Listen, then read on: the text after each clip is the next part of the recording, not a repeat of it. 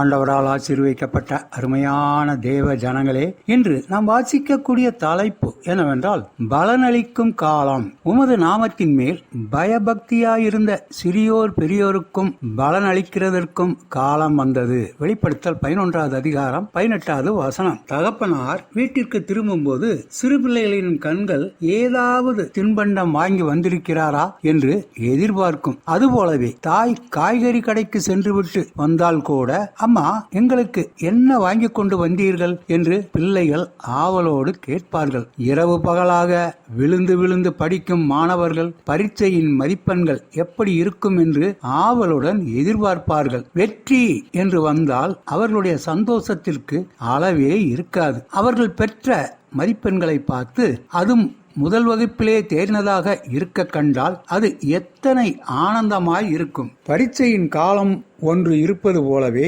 முடிவை தெரிவிக்கும் காலமும் இருக்கிறது. கர்த்தருக்காக உழைக்கிற காலம் இருக்கிறது போல கர்த்தருடைய கரத்திலிருந்து தகுந்த பலனை பெற்றுக்கொள்ளுகிற காலமும் நிச்சயமாகவே இருக்கிறது. கர்த்தர் வரும்போது தம்முடைய பிள்ளைகளுக்கு என்று ஏராளமான பரிசு பொருட்களை அவர் ஆயத்தம் பண்ணி வைத்திருக்கிறார். யார் யாருடைய பெயர்கள் ஜீவ புஸ்தகத்தில் காணப்படுகின்றதோ அவர்களுக்கு என்று ஜீவ கிரீடம், மகிமையின் கிரீடம், வாடாத கிரீடங்களை கொண்டு வருகிறார். நித்தியத்தில் பிரவேசிக்கும் போது கர்த்தர் உங்களுக்காக ஆயத்தம் பண்ணின மகிமையின் வாசஸ்தலத்தை காண்பித்து, என் மகனே மகளே, உனக்காக ஒரு வாசஸ்தலத்தை ஆயத்தம் பண்ணியிருக்கிறேன். நான் இருக்கிற இடத்திலே நீயும் வாசம் பண்ணும்படி நான் உனக்காக ஏற்படுத்தி இருக்கிற இந்த மகிமையின் மாளிகைகளை பார் என்று சொல்லுவார். அந்த நேரம் எத்தனை சந்தோஷமானதாயிருக்கும் என பவுல் எழுதுகிறார். இது முதல் நீதியின் கிரீடம் எனக்காக வைக்கப்பட்டிருக்கிறது.